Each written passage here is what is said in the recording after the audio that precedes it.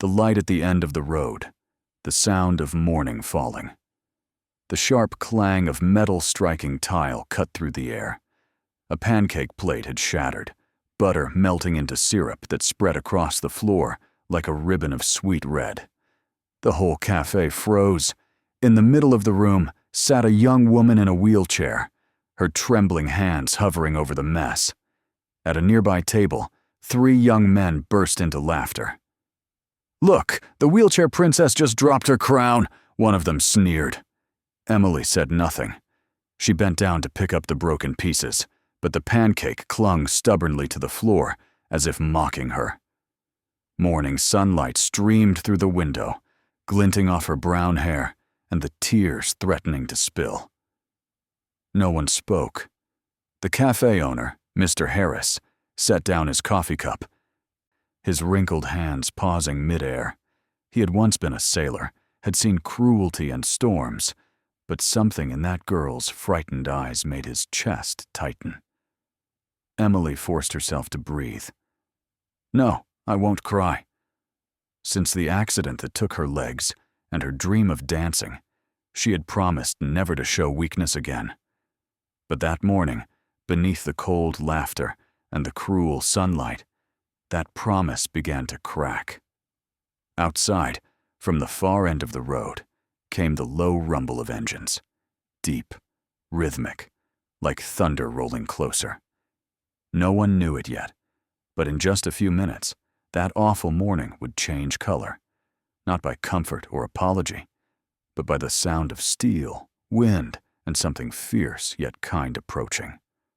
When the light walked in, Mr. Harris stepped slowly toward the girl, bending down to pick up the shards. "Let me help you." "All right?" His voice was rough, yet warm. Emily looked up and found understanding in his eyes. She nodded faintly, whispering a thank you. At the next table, one of the boys raised his phone to record. "Put it down," Mr. Harris said, not loudly, but with enough weight to still the entire room. For a moment, there was silence, the kind born of shame that had no name yet. The door swung open. A tall man stepped inside, the wind chime above the frame giving a soft ring. He wore a black leather jacket, shoulders broad, sunlight glinting off the bold letters on his back. The Guardians. His face was sharp, his eyes deep, carrying a quiet sorrow. His name was Mason. He paused, scanning the room until his gaze landed on the girl in the wheelchair. He didn't need anyone to explain. He understood instantly. That look in her eyes. He had seen it before. In his own reflection years ago when he stood before his sister's grave, the sister he lost in an accident, while others laughed at her pain. "You boys dropped something," Mason said, voice low. One of them sneered. "Who are you to butt in?" "No need to know me," Mason replied evenly. "You just need to know respect." The air grew dense. Mr. Harris froze behind the counter, while Emily lifted her head, for the first time seeing in a stranger's eyes not pity, but recognition. "Give her a fresh plate of pancakes," Mason said, "and a black coffee for me." Mr. Harris nodded quietly, his eyes glistening. Mason turned to Emily.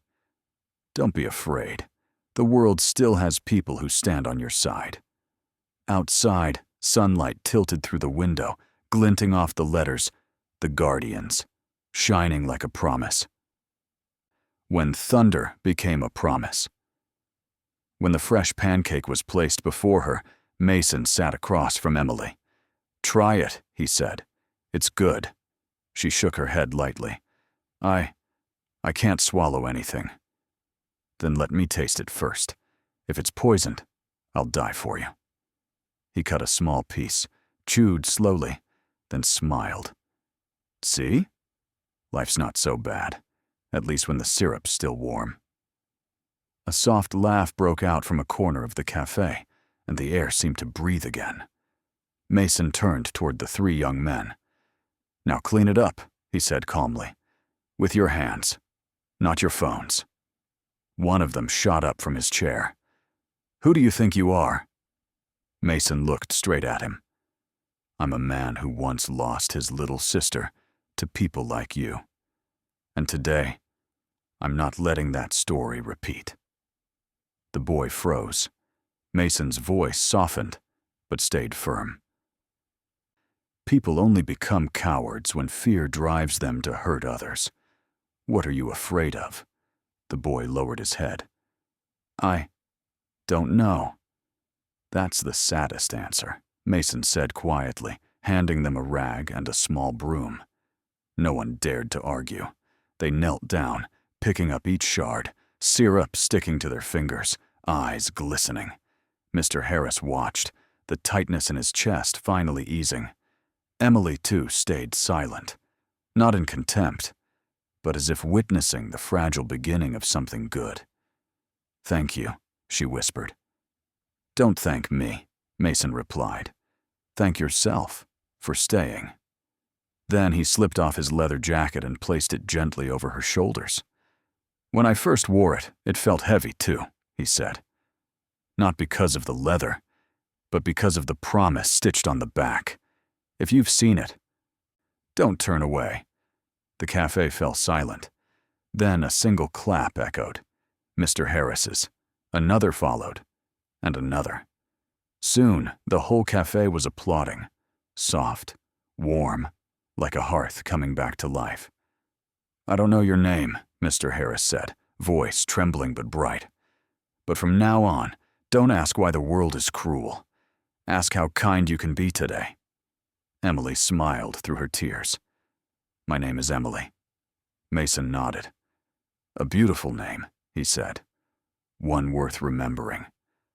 Dawn for those who choose to stay late afternoon. The golden glow of sunset spilled through the windows of Sunrise Café, wrapping the room in a soft amber light. Emily sat at the table by the window.